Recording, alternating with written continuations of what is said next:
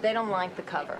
They don't like the cover. Well, that's certainly straight. They find it very offensive and very sexist. Well, what exactly do you find offensive? Ian, what's you offensive about put a greased, naked woman Yes. on all fours with Yes. a dog collar With a dog around her collar. neck and a leash. And a leash. And a man's arm extended out up to here, holding on to the leash and pushing a black glove in her face to sniff it.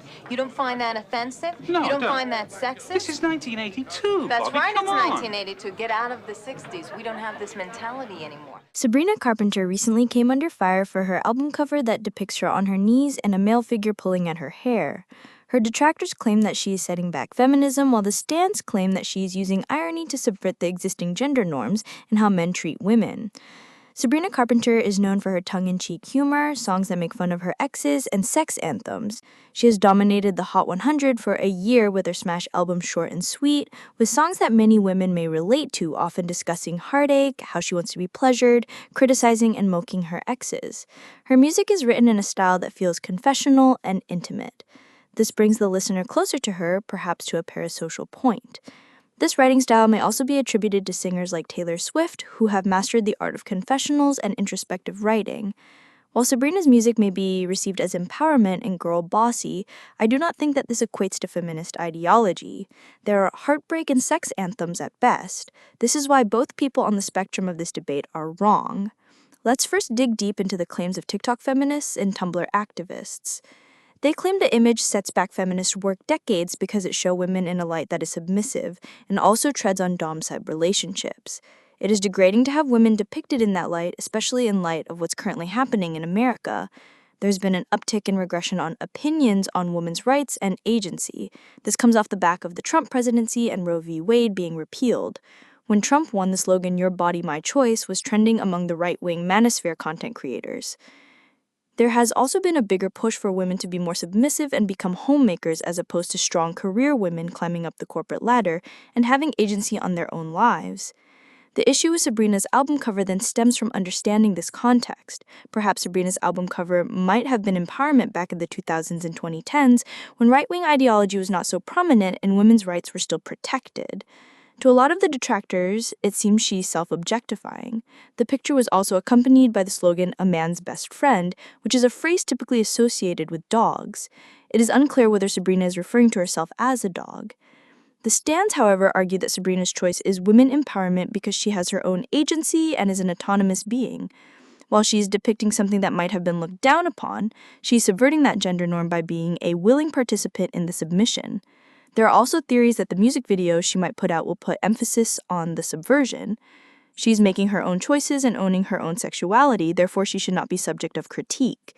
They also claim that saying Sabrina is catering to the male gaze is something that is used to repress women from showing their own sexual desires, and therefore anti-feminist. Throughout their arguments, they reiterate Sabrina claiming her agency and being autonomous in her artwork. Sabrina does not necessarily define her music as feminist. I stand to be corrected on this. I therefore do not understand why she would be expected to maintain a feminist standard for her art. With that context, consumers of her music should not expect all art that she puts out to be a feminist manifesto. People put too much expectation on pop stars to provide profound statements through every song that is put out.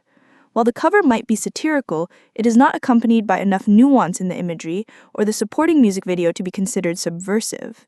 If it was subversive enough, it wouldn't cause confusion among so many women. It would empower women and make men question the standards that they hold. You would see far more manosphere podcasters angered rather than feminists. If she was being ironic, she did not execute that very well. Because satire relies on the subject that is being made fun of, understanding that they are the subject being made fun of, this image does not necessarily do that. It tattles on dehumanization at its worst. Perhaps it could be subversive if the roles were reversed, and she were the one dragging a man by his hair when he is on his knees. Her man-hating anthems are mostly one-layered confessionals, rather than songs that make you question the gender roles. Her music does not define itself within the political landscape of feminism for it to be considered such. Her commentary on men, or even patriarchy, does not supersede her lyrics about her heart being broken by a good-for-nothing man and her teaching him a lesson. It's not deep enough for her to drop that one image and it being understood from a satirical perspective. I don't believe that it is accompanied by much context. The character she's playing in the image and her music has not reached a stage of irony that it could be understood as satire. Because of that, images of women being submissive don't really question the culture because they are already the standard and therefore not viewed as irony, if not accompanied by more context clues. I also don't believe that she is setting back feminism and is responsible for taking away women's rights. The cover art is something that has been done plenty times. People are over-projecting on her because of the current political landscape. There's also a hypersexuality in media that reinforces that women are nothing more than objects for men. This is something that you could find in pieces of media like Euphoria. The Lolita aesthetic was also prominent in the 2010s. There seems to be no escape from over-sexualization in media. However, Sabrina's music is not the place to look for that. She has set the tone with her smash hit Nonsense and the various outros she has had for it. In a recent interview with Rolling Stone, Sabrina was asked about the sexual nature of her music and what she thinks about the backlash she often receives because of it. She stated, quote, "It's always so funny to me when people complain. They're like, all she does is sing about this, but those are the songs that you have made popular. Clearly you love sex, you're obsessed with it," end quote. I think that this is also telling that Sabrina understands the old-time saying sex sells and she is leaning onto it. She is correct that her most popular songs are those that are viewed as sexual.